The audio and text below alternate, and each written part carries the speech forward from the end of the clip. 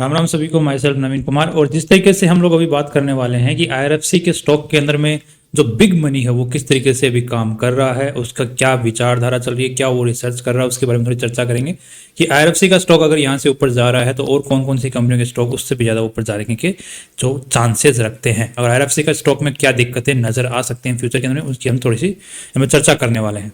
अब जैसे कि हम लोग सबसे पहले उठा लेते हैं डीआईआई का डेटा, जो कि डीआईआई ये है डोमेस्टिक इंस्टीट्यूशनल इन्वेस्टर्स।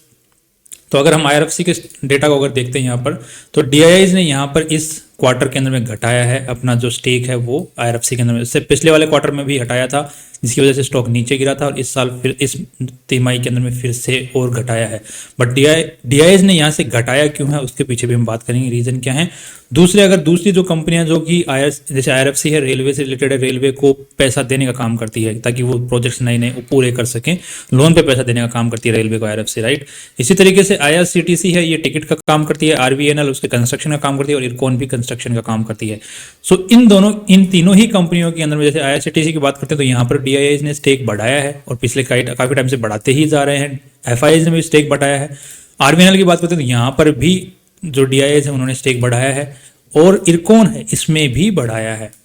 मतलब कहीं यहाँ पर अगर देख पा रहे हैं 0.93, यहाँ पे 1.31, राइट। तो एफआईआईज ने भी बढ़ाया है। तो ये सब क्यों चल रहा है कि आईआरएफसी में वो कम करते जा रहे हैं और इन बाकी जो रेलवे से रिलेटेड कंपनियां उनके अंदर में बढ़ाते जा रहे हैं। इसके पीछे जो सबसे मेन रीजन है, अगर आईआरएफसी की हम लोग बात करते हैं यहाँ पर, सो आईआरएफसी का जो मेनली काम कैसे चलता है कि कंपनी आईआरएफसी जो है लोन, जब गवर्नमेंट के प्रोजेक्ट चलते हैं तो उनको पैसों की जरूरत पड़ती है, तो फिर वो लोन पे लेते हैं। लोन पे किससे लेते हैं?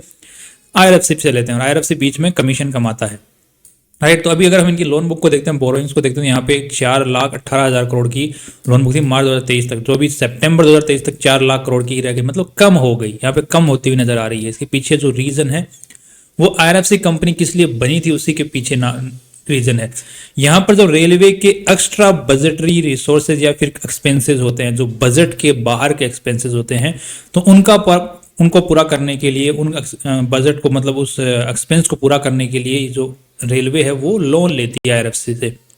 बट यहाँ पे पिछले कुछ टाइम से देखा जा रहा है कि रेलवे को ऑलरेडी काफी अच्छा खासा बजट जो है गवर्नमेंट की तरफ से मिल रहा है, जो कि वो वही पूरा नहीं कर पा रही है। तो एक्स्ट्रा बजटरी एक्सपेंस की तो बात ही नहीं उठ रही है यहाँ पे। तो पहले के जमाने में कहते रेलवे को जब एक्सपेंस बजट कम मिलता था और एक्सपेंडिचर बहुत ज्यादा हो जाता था, तब आईआरएफसी के मजे होते थे। अभी फिलहाल के केस में हो क्या रहा है कि बजट ऑलरेडी बहुत ज्यादा पड़ा है, बट आईआरएफसी जो रेलवे है उनसे खत्म नहीं हो रहा है। सो आईआरएफसी की जरूरत ही नहीं पड़ रही है। अब आईआरएफसी भाग क्यों रहा है, उसके पीछे रीजन क्या है? सो आईआरएफसी ऑलरेडी अब तक तो क्या था कि बहुत ही डाउन वैल्यूड स्टॉक था काफी, क्योंकि ये अच्छा खासा डिविडेंड दे रहा था, अच्छी किसी इसकी जो ग्रोथ थी वो बहुत अच्छी खासी थी, मतलब अब तक ग्रोथ अच्छी थी, इसलिए ये भाग रहा था। और तीसरी बात ये कि गवर्नमेंट के पास में इसका काफी अच्छा खासा स्टेक इसका गवर्नमेंट के पास में पड़ा हुआ है, जिसका अगर स्टेक फ्यूचर में गवर्नमेंट बेच सकती है। तीसरी कि सारे के सारे ही पीएसयूज भाग रहे हैं, तो उसके साथ में आईआरएफसी भी भागे ही जा रहा था। तो ये मेन रीजन इसके पीछे थे। बट अभी रिसेंट में अगर हम रिसर्च को देखते हैं तो अभी जो मेन रीजन नजर आ रहे हैं कि अगर रेलवे कल को कोई भी काम करवाता है तो वो काम किसको देगा? इरकॉन इंटरनेशनल को, आरवीएनएल को, आईआरसीटीसी को। उससे फायदा होगा कि ज़्यादा से ज़्यादा टिकट बिकेंगी, क्योंकि टिकट तो महंगी होती जा रही है, और काम बढ़ेगा तो और चीज़ों के लिए टिकट काटने का मौका मिलेगा। तो ये सारी कंपनियों को फायदा है फ्यूचर में, जैसे जैसे कंपनी का काम, रेलवे का काम बढ़ता है। बट बजट गवर्नमेंट अलोकेट करती है, उसकी वजह से आईआरएफसी को नुकसान होने वाला है, या फिर और नुकसान होते हुए फ्यूचर में दिख सकता है। तो इसीलिए डीआईआईज, एफआईआई सबको वहां पे डेटा वो दिख रहा है, इसलिए वो बेच रहे हैं और पब्लिक है वो खरीद रही है, राइट। तो आज के दिन जो सबसे सही रोल ये रहेगा कि अगर हम लोग चार्ट को भी अगर चेक करते हैं तो सभी का चार्ट सेम पैटर्न बना रहा है। जैसे इरकॉन का भी देखते हैं तो भी काफी ऊपर तक गया, बाद में फिर नीचे के लिए थोड़ा सा स्टेबलाइज हुआ और वापस ऊपर भागना स्टार्ट हो गया। आरवीएनएल को देखते हैं तो सेम उसी टाइप का चार्ट पैटर्न आपको यहाँ पे देखने को मिलेगा, ऊपर तक गया, फिर नीचे आया, स्टेबल हुआ और ऊपर भागना चालू कर रहा है अभी फिलहाल के लिए।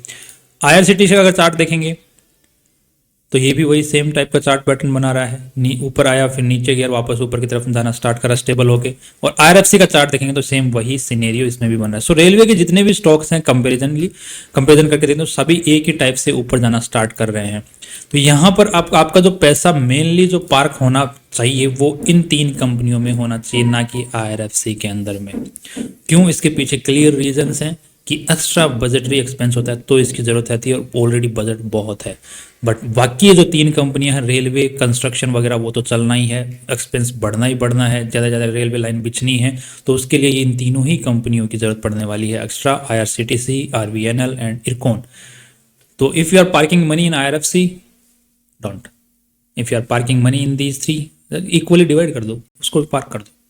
ये ज़्यादा बेटर ऑप्शन मुझे लगता है एज पर रिसर्च डेटा और DIS के डेटा के अकॉर्डिंग। बाकी आपके खुद के ख्यालात हैं, आप किस तरीके से काम करते हैं, do tell us in the comment section and see you tomorrow with new investment opportunities.